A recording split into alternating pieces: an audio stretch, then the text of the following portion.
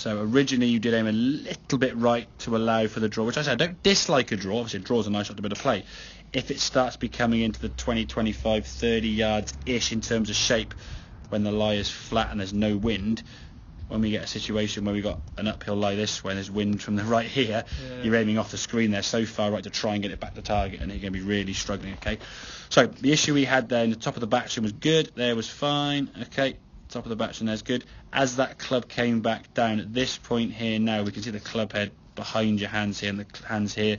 As you're coming in there, that club's still a long way behind you. As the hands get down, you're coming in from a very acute angle. It's tough to get that club to even hit the ground. So if you're not careful, you'll start sort of thinning the golf ball. And as the hands then start sort of working up, the shaft sort of gets a bit steeper, arm sort of swinging out and away, the club going to bottom out a little bit early, find the low point, and then be swinging up. So you're going to potentially thin or top or whatever.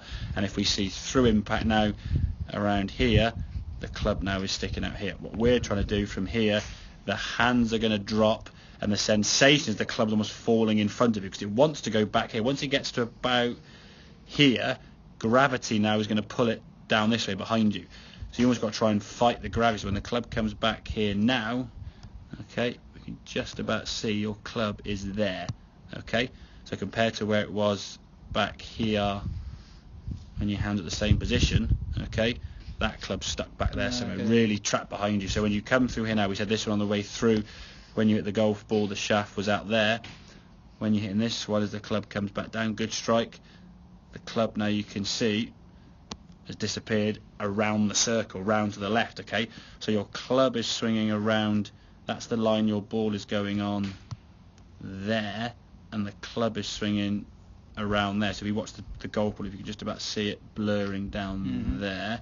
That golf ball's blurring down there as the club swings around to the left, whereas in the past your club swung out here while the ball was going there, which means you're putting a lot more side spin, which means the ball could then just start doing that. And like I say, if you start getting quite slingy with the shape of shot, it's okay when you've got a left to right wind and it can use as a backboard or ball below your feet or no trouble left, that's fine. But if you've got any trouble on the right hand side, then how far right can you start it? The wind's off the right, again, how far right do you really want to start the golf ball? So if we could just neutralise that swing a bit more, the ball flight now we can see as that ball sails away is a much more of a straighter flight as it peaks, so your draw will look a lot more kind of up there and then fall this way, not sort of that way in the air. So my follow through be as far as that? Or? Oh yeah, if you can get around there, it's fine. Yeah, I mean, if you can get around there, if you look at the old swing there, everything looks now, I would say the sort of movement there, very, very good. If you can get around there, there's nothing wrong with it. It's not an overswing or too full. For me, you've made a full rotation with your shoulders and your hips, your right foot's up on its toe. Very sort of classic position. The club's just resting over your back of your neck there. So if you can, the more you can cultivate that position, the better, really. Okay. I mean, this isn't a bad follow-through position, okay.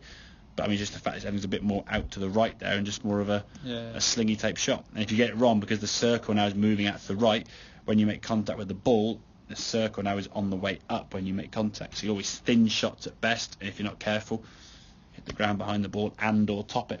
So there's going to be the bad shots you're going to get, okay? So get the feeling from the top of the backswing here now. The hands are just going to fall down.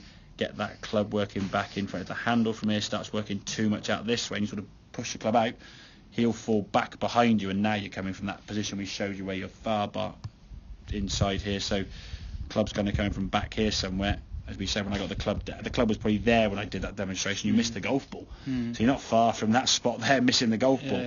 So we can get it back in front of you here more. Is it back there? There you go. So that club's there now, handle's there. So you're bringing that golf club back in front of you with a chance to make contact. So, make sense? Yeah. Good man. Right, a couple more, buddy.